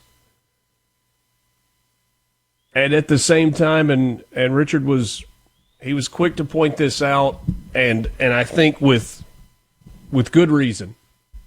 Obviously, as the leader of the Mississippi Hospital Association, it's going to be at the top of his list of things to say, but it's real, and that is, with limited resources, the hospital system across the state of Mississippi is doing a good job. Are they perfect? Absolutely not. But overwhelmingly, do you have doctors, nurses, pharmacists, lab technicians? The list goes on and on of employees at hospitals in Mississippi that are working their rear ends off to provide the best care that they can humanly possibly provide? Absolutely. The answer to that is yes. Are some hospitals understaffed? Sure. Does that sometimes leave patients with care that they would wish was a little bit higher or a little bit more frequent? Yeah, absolutely. But I guess to use a poker analogy or a card playing analogy, you got to play with the hand that you've been dealt. And so you have healthcare professionals across the state of Mississippi that are working really hard to provide the best care that they can possibly provide, and largely the hospital experience in Mississippi is a good one. And look, it's real easy to say, well, the doctors and the nurses and all the other people that work in healthcare are the heroes. It's the administrators that are the problem. It's the insurance companies that are the problem. All those people have jobs to do too, and they have people to answer to. Whether it's a hospital board or shareholders or a parent company or just the books themselves. I mean, the job of administrators is to either try to keep it in the black or get as close to the black and not be in the red as you can be. And you have to manage a lot to get it to that point. Now, understand, that's not me saying that it can't be better or that every hospital is run exactly the way that it needs to be. But I think in the aggregate, hospitals in Mississippi are doing a good job. And they're doing it in a lot of cases with one hand tied behind their back, and in some cases, two hands tied behind their back with shackles on their legs and just trying to kind of figure out how to survive on a day-to-day basis. And that's big hospitals, and it's small hospitals, it's urban hospitals, and it's rural hospitals. The pain that hospitals are feeling in Mississippi is not unique. It's across the board. Some do better than others. But that's like any other business. You're going to have some that are better at it than others.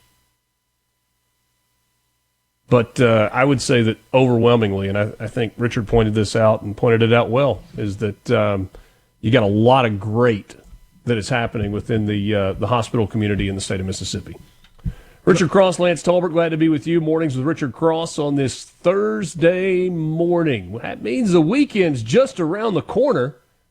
Today is the 24th of April. And we were just flipping the calendar to 2025, and now we're a third of the way almost through the year. It's crazy.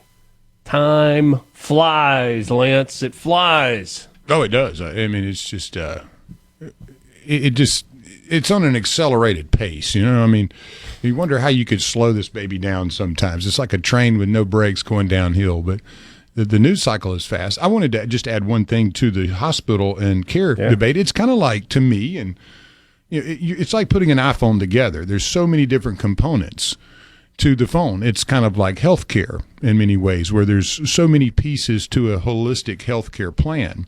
Many specialists, different doctors, nurses, and many times those are separate businesses.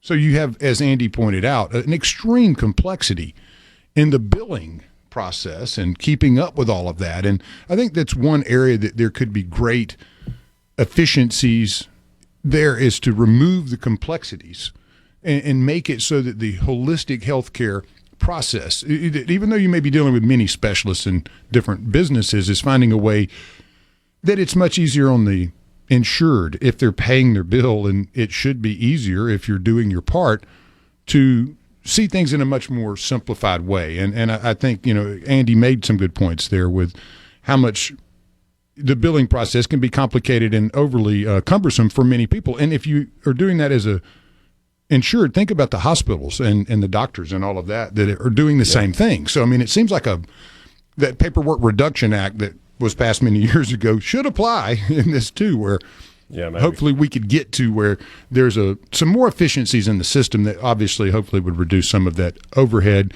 and the cumbersome paperwork and some of the financial burden there. But again, that's like you said, it takes time. Do we need to turn the Doge team loose on the healthcare system? Well, and I think let them find inefficiency there? Sure. And other is, you know, I think in this country we have a hard time determining whether we want healthcare to be a business or do we want it to be a service. And for some, it is a service, and for some, they're treated like a client. So you don't think those two can? I think it's hard to rectify that. Can work together. I think they can, but obviously the system in which we're functioning, it seems problematic to try to straddle that fence and offer both. Not saying it can't be done. I do believe you've got to decide on some tough fundamentals there, though. There's some complicating factors too, right? I mean, a VA hospital is different than a private hospital. Exactly. A private for-profit hospital is maybe I should say a public for-profit hospital is different than a public non-profit hospital. But you look at a balance sheet of some of the non-profit hospitals, and you're like, wait, how is this not for profit? Yeah, and that's where I'm at. There is that straddling, and maybe there's some area there that could be improved upon that would make a lot of this a little clearer.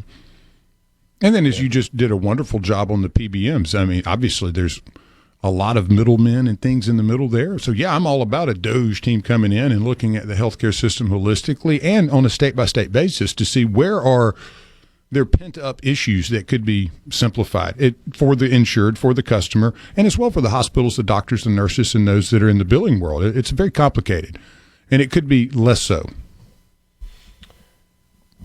A couple of other things from the story that I was referencing earlier. The Ohio Capital Journal put together this story about PBMs and the Ohio Department of Medicaid creating its own PBM.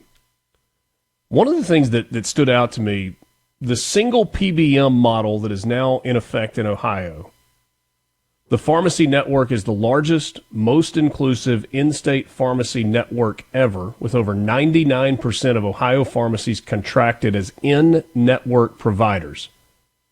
In addition to standard retail pharmacies, Ohio Medicaid beneficiaries also have access to specialized compound pharmacies, mail-order pharmacies, home delivery pharmacies, and specialty pharmacies. In total, over 2,600 unique pharmacy locations are contracted with the single PBM, including nearly 250 accredited specialty pharmacies.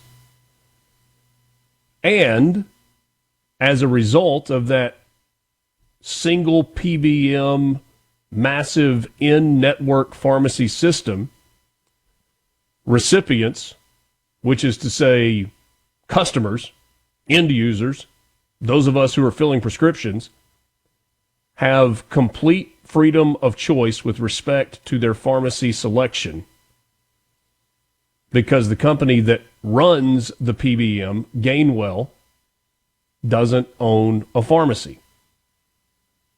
Well, and they're also hitting like 99% of the pharmacies there now. So the larger the pool, the less the cost. You're going to hear me with that broken record forever. If you want healthcare costs to go down for everybody, open up the United States as one great pool. Ohio did that with PBMs. The story says this. Under the former arrangement, members were often steered to PBM-owned or affiliated specialty pharmacies. Today, members are provided their options and are free to select the pharmacy provider that best meets their needs. The single PBM eliminated duplicative administrative costs. That measure saved $333 million over 2 years when compared to what they would have cost under the old system. If you deduct increased dispensing fees and other new expenses from those savings, the new system created net savings of $140 million over a 2-year period.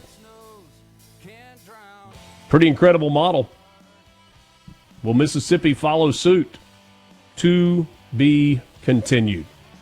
As is Mornings with Richard Cross on SuperTalk Mississippi. From the Venable Glass. Pour yourself a cup of coffee and get the Magnolia State's most important news of the day. Mornings with Richard Cross on SuperTalk Mississippi.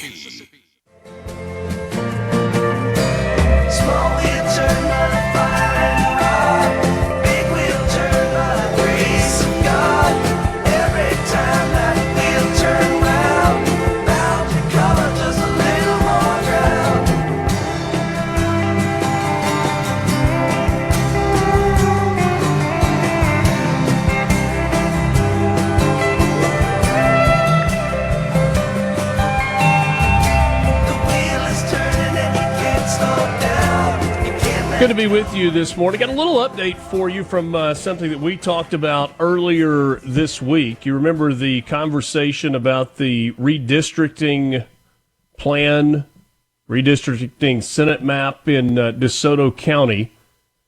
There is a little bit more wait and see. You had a meeting that the Secretary of State, Michael Watson, told us about on Tuesday when we talked with him. It was happening on Tuesday afternoon.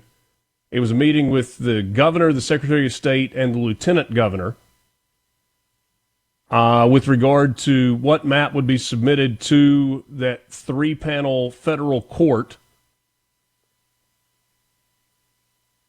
And the expiration date or the deadline for filing that there was a 7-day window from when the court initially made its ruling. The internal vote, 2-1, was to adopt a map to send to the court. And so they have done that. I don't have the details in front of me of the map that they adopted and that they sent. And now plaintiffs have 7 days to respond to the State Election Commission board map that was submitted. And once they respond, ultimately the court will make a decision. The State Board of Election Commission map, the governor and the Secretary of State voted in favor of submitting that and sending it to the court. The lieutenant governor voted against that. And that filing is public. If you want to go in and you read it, the meeting was public that happened, and the filing was as well. You can join the conversation on the C Spire text line, 601-879-4395, 601-879-4395. C Spire's got a ton going on. They are continuing to grow. They are continuing to enhance their network services, their IT business solutions, and constantly working on their nationwide 5G coverage. So whether you're looking for the best in cell phone availability, nationwide 5G coverages, the best in home internet, or the best in business IT services, C Spire has got an answer and a solution for you. Find them online at cspire.com. C Spire, inspired by you. If the court rules this new plan still doesn't meet the requirements, who draws the next map? Either the court draws the map or the court accepts one of the maps that has already been submitted. My understanding is the likelihood in that scenario would be that the court adopts the original NAACP map. But that's only my understanding. It's possible that that's erroneous. I hope I'm not giving you bad information, but I think that is the most likely scenario there. The left, I'm using that term in a broad sense, is going nuts over this Abrego Garcia story. Did you see what happened yesterday?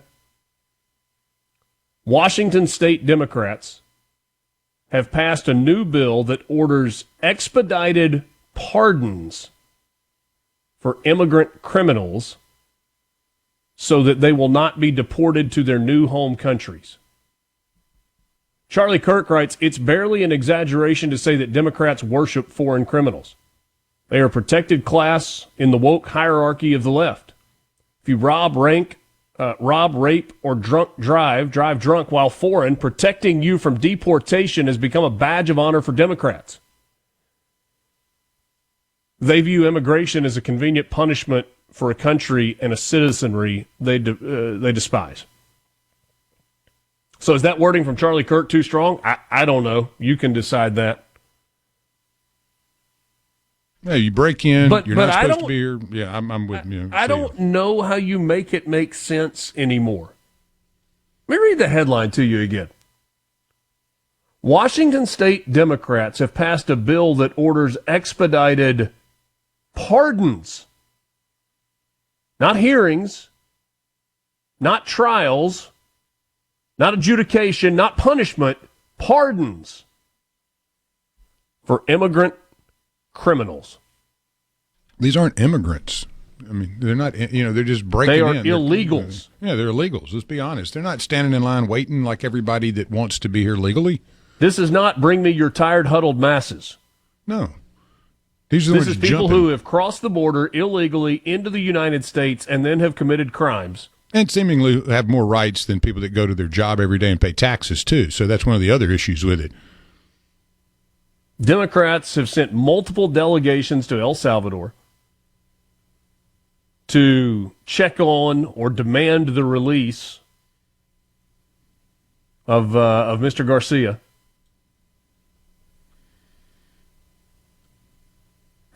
And El Salvador really has had no desire to meet with any of them. No. But yet you have, wasn't this the Logan Act? Because El Salvador now has a business relationship with the United States. But isn't this a violation of the Logan Act and down to the letter of the law? And yet, let's just do this anyway. Who cares?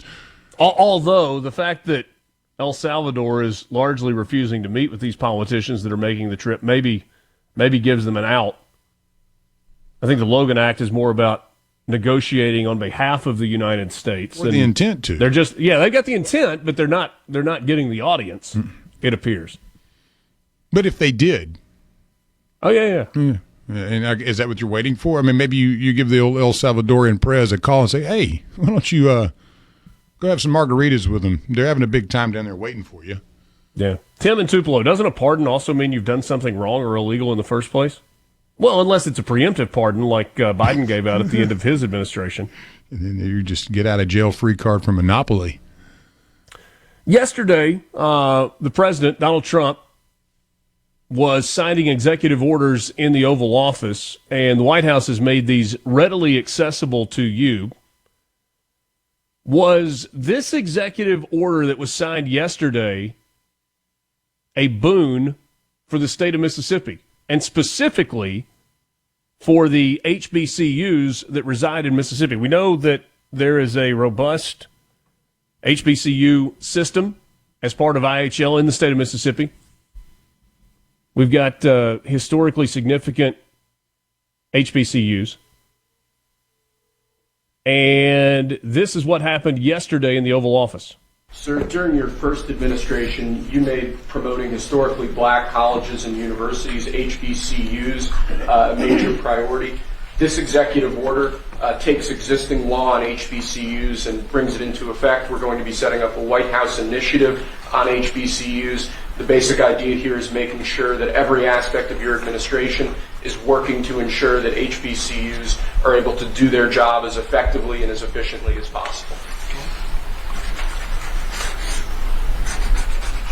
That scribbling sound that you hear is that large Sharpie that Donald Trump uses to sign those executive orders. So, signed an executive order yesterday to establish a White House initiative on historically black colleges and universities to enhance the capacity of HBCUs to deliver high-quality education. You know what the first response to that post on the White House's rapid response feed was? Trump is a racist. Obviously tongue-in-cheek. There are many that have tried to paint him in that light. He points to the support that he received from minority communities in this most recent election that have historically voted for Democrats, many of which got to the point where they're like, this whole voting for Democrats thing hasn't worked out so well for me. Let's try it a different way. During the first administration from President Trump, he did some really important things for HBCUs, and he is doubling down on that again with this executive order. What does that mean for Jackson State, for Alcorn State, for Mississippi Valley State, for the other HBCUs in Mississippi? Hopefully it's a positive for them, a good thing for them. Great institutions with a lot of history, doing good work. We got half an hour left with you. It's Mornings with Richard Cross on Super Talk Mississippi. Quick time out. We're back right after this.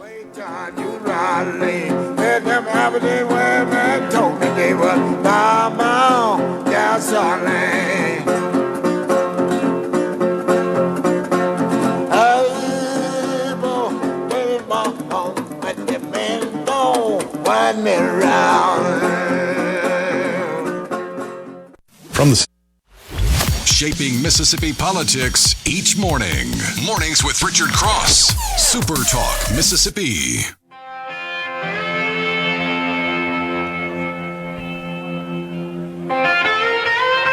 Welcome again. Mornings with Richard Cross. A little less than half an hour left with you on this Thursday, the 24th of April. Before we jump back to our next guest, I want to correct something that I said a few minutes ago.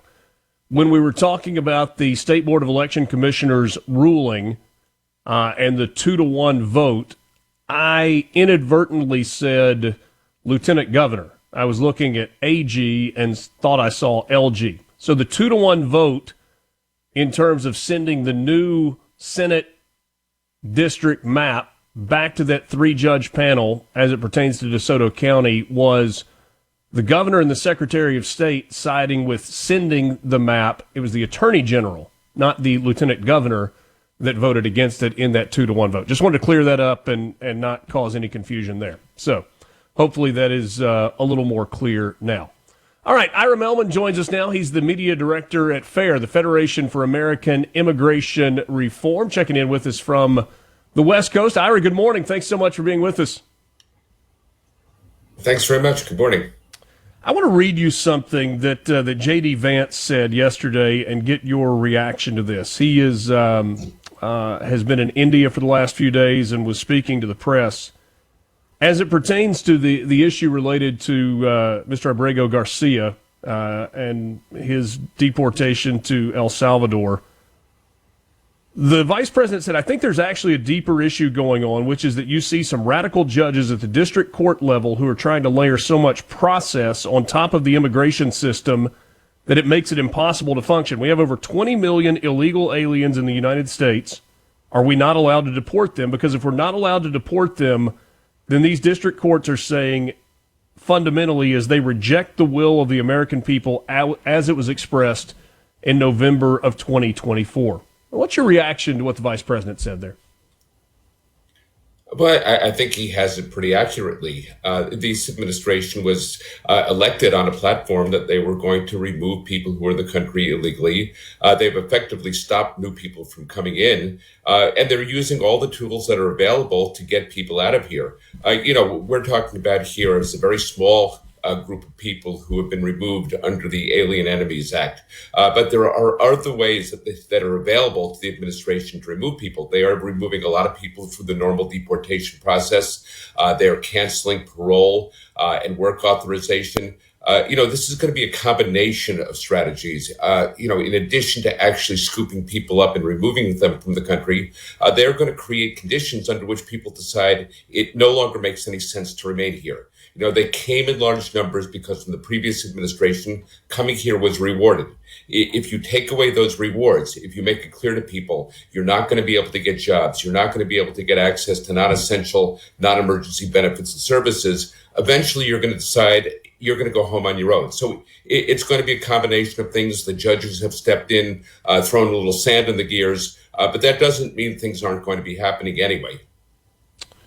It's interesting to me. One of the things that you said is that the illegal border crossings have basically come to a stop. I feel like for the first month of this new administration, we were getting almost daily update numbers showing the comparison to a year ago, where we were in terms of illegal border crossings.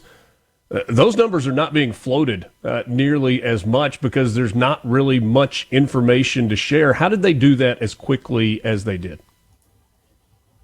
Well, they demonstrated to people that there was no point in putting your life savings in the hands of these criminal cartels to get you to the border because we're not going to let you into the United States. Again, we're dealing here with rational people people make decisions based on their expectations. And if you have no expectation of being able to get into the United States illegally, you're not going to make the effort. And so what we're seeing now is the numbers have slowed to a trickle, and they've done it without any additional legislation. For 4 years, you had President Biden saying, I can't control the border. You have to give me new legislation. Mostly he wanted amnesty for the people who were here illegally. He wanted all kinds of new avenues for people who otherwise might not qualify to come into the country. And he was holding the security of the country hostage to the legislation that he wanted. Congress never passed it, but this administration has demonstrated that the laws that exist are perfectly fine. We can get people to stop coming to the country illegally simply by demonstrating that we have the resolve to put you back across the border, not to release you into the country. That's precisely what has happened, and we've seen the results. Back in December of 2023, we had about 11,000 people a day coming across the border illegally. Now it's down to maybe 100 or 200 a day. I mean, that is a huge difference, and it's been done with all the laws that Joe Biden had at his disposal as well. Yeah. It's almost like that the district court judges are providing de facto amnesty for some of those illegals who are in the country, as you mentioned just a moment ago. We have seen some of the deportation numbers of previous presidents. Barack Obama is one that's been pointed out, where 2.5 million were deported during his administration without a single district court judge, federal district court judge, raising an issue. And now the number is far smaller in these first 3 months of the Trump administration, and yet the number of lawsuits and the number of injunctions that have been put in place by federal district court judges, it's almost too many to keep up with at this point. Yeah, Obama was kind of cooking the books. The people that they were catching at the border, they were putting back across the border. Normally, they had not counted those as deportations. Those were just people they sent back across the border. Under the Obama administration, they counted those as deportations. But nevertheless, I mean, he did do obviously a lot more than the Biden administration did. But, the Biden administration is sending people back that they catch coming across the border. What they are doing that Obama generally did not do was be removing people from the interior of the country. So we're seeing a lot more of that now.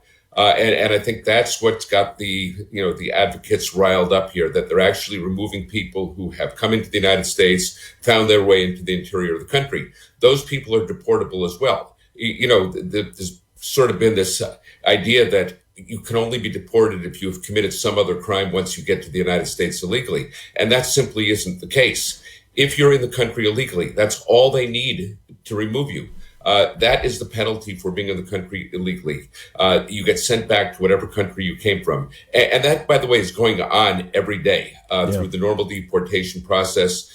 You catch somebody, you put them before an immigration judge, a deportation order is issued, and the person is removed from the country. I've got a theory on that, and you may think that I'm way off on this, and that's fine. We can certainly disagree on it. I'm not convinced that this administration is that concerned with people who are here illegally but are not committing crimes, that are working in service industries, that are working in agricultural industries, that they recognize that that's part of the economic engine in the United States. And so the focus is on violent criminals and illegals, and we've certainly seen some high-profile cases. Do you think I'm way off base on that? Well, no, I mean, obviously, like any law enforcement agency, they're going to focus on the really bad guys first. But that doesn't mean, just like any other police force in the country, it doesn't mean they stop enforcing laws against anybody else. So while, you're going after the gangbangers, you're going after the criminals, you at the same time, when you find somebody who is simply in the country illegally, those laws can be enforced as well. It's like the local police in your community. Obviously, their focus is on catching the really hardened criminals. But if they happen to catch you shoplifting, it doesn't mean they're going to say, sure, it's not worth our time. So they're doing both. As the vice president pointed out, there's 18, 20 million people in the country illegally. You can't catch them all. there's only so many resources available. So, what they're also doing at the same time, as I mentioned before, is they're creating conditions under which people decide to go home on their own. And we're already seeing evidence of that, that people have decided that they're not going to succeed here in the United States illegally, and they're making rational decisions. You've also had the Secretary of Homeland Security, Kristi Noem, say to people, if you leave on your own, we are not going to prevent you from ever coming back under different circumstances. But if we catch you and remove you, you're never coming back. So again, they're creating rational choices for people, and people are starting to make those choices. And again, we have 20 million people or so. They're not all going to leave overnight, but over time, we can see substantial reductions. Ira Mehlman with the Federation for American Immigration Reform, FAIR. Last thing for you, in terms of the legal immigration process, what does FAIR believe that process should look like? Got about a minute. It should look like a merit-based program. Right now, we have one that is based on nepotism. People who are coming to the United States through the legal process are primarily relatives of other people who have come recently. What we need is a system that says you come, you bring your spouse, you bring your minor children, but beyond that, there's going to be no expectation that you're going to be able to bring all your family. What we should be doing is selecting people based on an objective assessment of how they're likely to contribute to the United States, just like a lot of countries do, Canada, Australia. That's the kind of policy that we should have, and hopefully it's one that Congress can turn its attention to, because this can't be done by executive action. That has to be Congress that makes those changes. Ira Mehlman, Media Director with FAIR. Appreciate your time. Always good to visit, and we'll check in soon. Great. Thanks very much. Ira Mehlman, Federation for American Immigration Reform. It's funny, those daily border updates about the number of people crossing. Not seeing a lot of those because there's not a whole lot to report these days. We will wrap up the Thursday edition of Mornings with Richard Cross with you when we come back on SuperTalk Mississippi. From the Vanderbilt. Mornings with Richard Cross here on SuperTalk Mississippi. What else? And always on the SuperTalk app.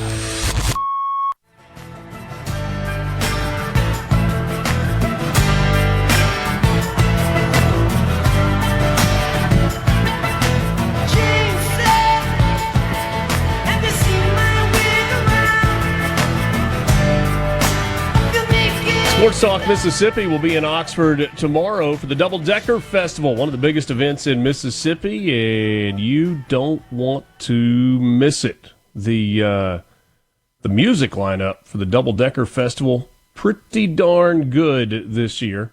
Starts on Friday evening with the Great Dying and then the Band of Heathens. Old 60 is the headliner on Friday night. Actually, Charlie Crockett, I beg your pardon, is the headliner on Friday night, goes on stage at 9 o'clock.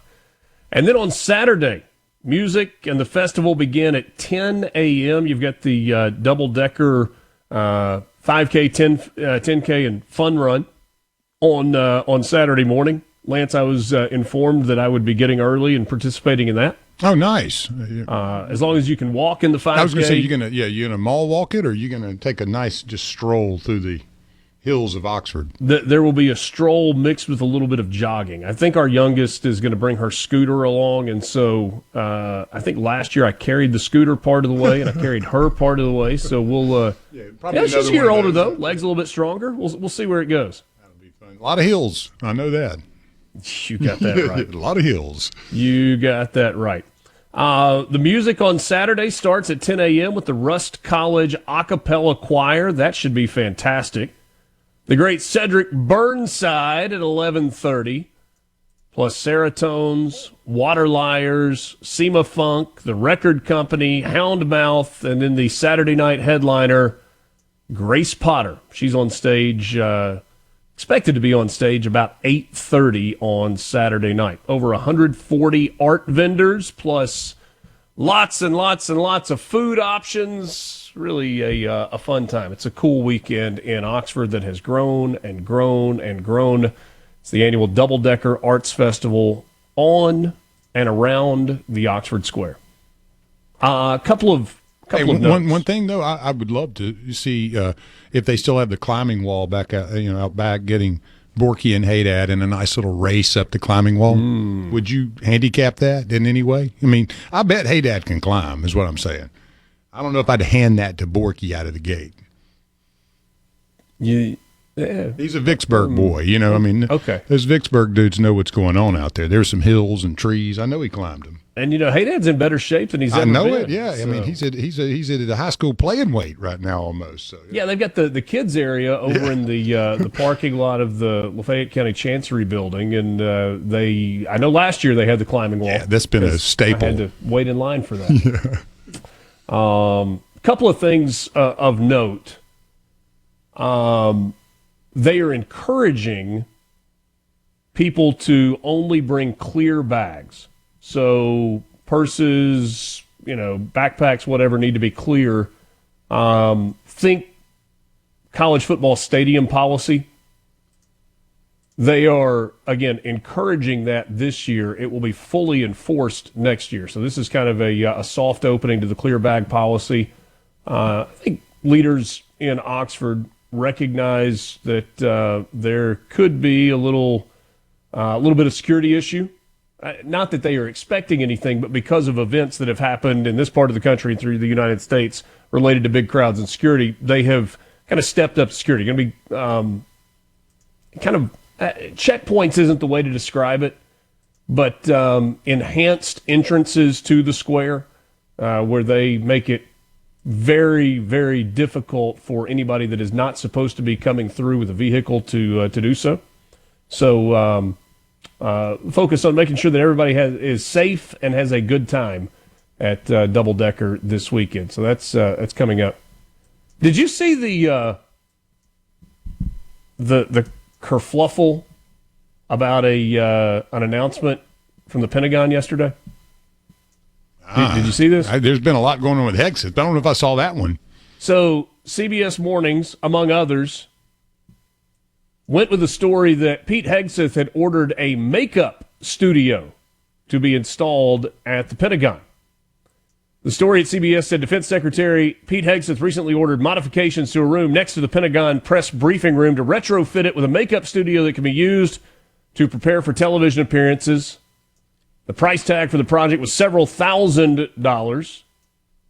Changes and upgrades to the Pentagon briefing room are nothing new and routinely happen during changes in administration, a Defense Department spokesman said.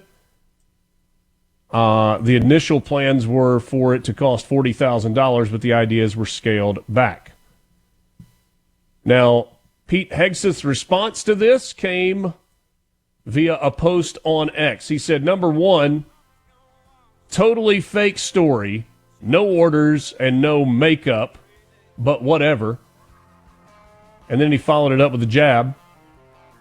We should have installed tampon machines in every men's bathroom at the DOD instead. The leftist news media would have loved that. Oh, Pete. Atta baby Pete. Oh, Pete. Goodness. By the way, message from Donald Trump to Vlad Putin this morning. I am not happy with the Russian strikes on Kiev. Not necessary and very bad timing. Vladimir, stop. 5,000 soldiers a week are dying. Let's get the peace deal done. Apparently it takes two to tango in the United States. Very, very close to saying, you guys tango and we'll just watch from afar. Thanks for being with us. Mornings with Richard Cross. For Lance, I'm Richard. SuperTalk, Mississippi. Have a great Thursday. A SuperTalk Mississippi media production.